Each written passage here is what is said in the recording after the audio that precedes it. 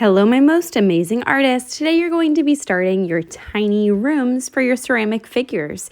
So I started this idea from this book when I was your age. This is actually a book that's that old. I've had it since I was about in the 5th grade, where I used this book to help me make all kinds of miniature things. I saved cardboard boxes, tissue boxes, all kinds of little things that I would recycle and use to make tiny treasures. So you could make any kind of thing to a theme to go with your figure. It could be a bedroom, it could be a classroom, it could be a dance studio, it could be a beach, it could be grilling out, it could be a football field. You can make your setting wherever you want. So the first thing you need to think about is your setting. Where is your figure going to be sitting? Your ceramic figure is going to be displayed in this room on display at our art show. So you're going to make somewhere for it to sit, which is why I suggested making them sitting, because I knew that if you were laying down or standing, they might be too tall or not fit into the room. Here's how we're going to make those 3D rooms to look like this and pop out and stand up on their own, and then make some front doors, back doors, whatever, make the flooring, the windows, doors, any of that kind of stuff. So to get started, you're going to be going over to what usually is the clay buffet, but today it's going to be the sculpture buffet. You can always go back up for more if you forget something instead of spending lots of time looking through all of them. So start out by picking one square paper. It does have to be a square that's 12 by 12. That is the big paper. If they're cut into, you can't use them. Also make sure that they're pretty thick cardstock paper. If for some reason you really love a thin paper, you're going to need to apply it as a wallpaper, but your walls have to be strong. Then you're going to write your name and class code on the back of that paper, and you're going to fold it in half horizontally and vertically. So I'm starting out with my horizontal fold, also often known as the hot dog or hamburger fold. In this case, it's a perfect square, so there's no difference. And I'm creasing it after I match up the edges. So after I match up each edge, then I'm going to crease it really good with my fingernails, pressing down hard. Then I'm going to open it up and fold it vertically, the tall way. That way I'm folding each direction, making sure I'm creasing really good after I meet those corners together so I get a perfect fold.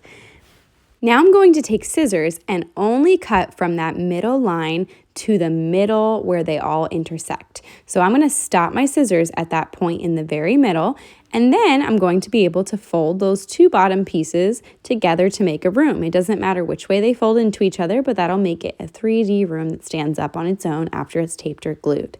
Then you're going to decide if you want to have pop-out furniture or pop-out features in your room, or if you're going to build everything on its own and then put your furniture into the room. So I'm going to make a built-in couch right now, and to do that, I did 2 little cuts into my paper and then fold it so that it is a pop-out. If you've ever made a pop-out card or seen one before, this is how they do it. You don't have to create pop-outs at all, but just in case you do, I want to show you if you make pop-outs on each side, the left and the right. So over here, I'm going to make a chair that pops out. But the problem is, after I pop it out and I try to put the two together so I can glue my floor one on top of another, there's going to be a little bit of a problem. They're going to run into each other. So I'm going to have to trace where that furniture goes onto the floor and cut out those spots so that way the floor can go around that furniture when I go to glue it, and it doesn't have to be on top of it. So now that I've traced where that furniture is laying on the floor, I can cut out those 2 little spots,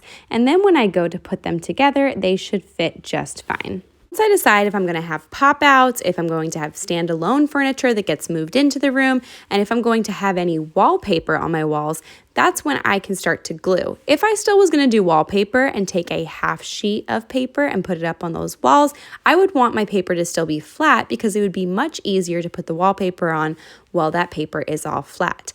But because I'm already ready to move on and show you how to make some furniture, I'm going to show you the different types of glue that we have. We've got tacky glue, which is really good for wood, for any kind of fabric, and sometimes even plastic. It's a stronger glue, but you don't really need it for paper. Plus, this one was clogged anyway. I did have to unclog it really quickly, and then it would have worked fine. Then I've got good old Elmer's glue. Elmer's glue works the same way, where you do sometimes have to unclog it, twist the cap until the white dot disappears, pull out any yucky stuff, boogers, glue boogers that are dried up in its nose, make sure it's breathing first, all that good stuff. And then you can do ... not a lot to make things stick. The third option for glue is going to be the hot glue. We are going to have a hot glue station where you will bring your 3D room and what you're gluing to the station over at the back counter, and make sure you're using the hot glue on a tray so the glue does not drip all over the counter and get stuck, because hot glue is quite permanent and it could also burn you, so you have to be extra careful if you're using the hot glue. I would not recommend waiting in line to use it for anything like paper that you could just use Elmer's glue for, or the tacky glue, and it works just fine. Occasionally, you'll have something 3D that you need to glue that's made out of wood or plastic that might not stick very well without hot glue. Hot glue is good for that, but you only need a little tiny bit, and quickly. You have to work quick because it dries very quickly to make that hot glue work and make things stick. Also, think about your creature or your person that you're putting in this room for what kind of setting they're going to be in. So for example, I was just looking at my wood planks that I could put down as a wooden floor here. If it was outdoors, I could use those wood sticks as a fence, and then I could put green down for the grass, or I could put plants in here. I could make it an art gallery, whatever you would like to make it. So I'm going to start thinking about all the different kinds of furniture and decorations that I can do in my room. Here's my other example. Be careful though, because make sure that wallpaper is glued together. You'll notice that mine started falling apart because I didn't glue it well enough. That was a layer that I did just on the top half of my paper. That way it had a cool wallpaper on there, and then the wood floor. So if you do decide to do a wood floor or a carpet with fabric or anything like that, you're going to want to measure it to size. Occasionally, you might need to borrow my cardboard cutting scissors to cut certain things down that are difficult to cut with your normal scissors. Please make sure you ask me first and do that with supervision for the sharp tools.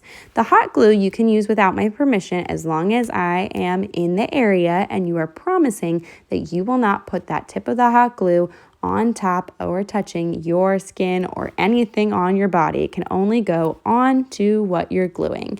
If you want to create different pictures on the walls, you could look through magazines, you could create a collage. I'm going to cut this Time magazine cover that's like a miniature in their front cover out and make it into a poster on the wall for an astronaut poster. And then I'll glue it on there using the normal glue. Because if I were to use hot glue on this, it's such a thin paper that it would burn my fingers as I pressed it down. So you have to know what type of glue to use for what you're gluing. Plastic and thick and heavy stuff may be hot glue. For anything else that's pretty thin, like paper or fabric, you could use the tacky glue.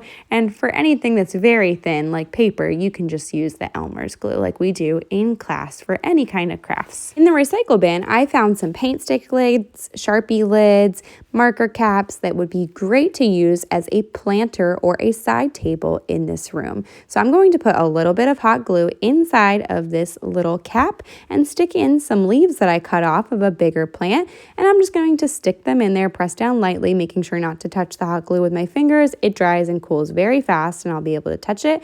And then I could either glue that down, or if I'm not quite sure about the placement of my different decorations and furniture, I can wait to glue it down until I'm sure. Now I use the extra fun paper to make a rug by cutting a little area for a small rug, and then I'm going to do a little fringe technique by doing lots of little tiny cuts along the edges, and then going to kind of fray them with my fingers, move them up and down to make it look more like a rug. You could also do this with fabric, but I forgot to bring fabric home with me. I have lots of fabric scraps that you can use to make clothes for your people. You can make rugs, you can make couch cushions, you can make a bedspread, you can make pillows for your bed, chair covers, all kinds of stuff out of that fabric. But first you do have to build the base with cardstock or cardboard. That's the paper that I use to make my pop-out couch. So now that I have my rug, now I'm going to start to think about how I'm going to glue it.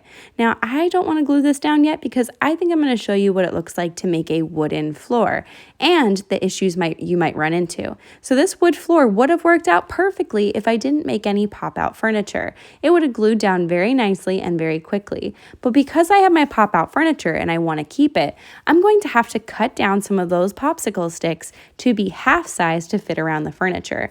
So I'm going to use the hot glue just because it's way faster for me right now to show you this, and just do 2 dots of hot glue and then place it down on top of the glue. I don't want to cover the stick in glue because that would be a waste of the glue, and the hot glue does get pretty pricey. It's just plastic being melted, and I don't want to keep having to replace those hot glue sticks. You should only need a dot of hot hot glue to glue something together in that area. So there's 2 dots, one for the end and one for the other end.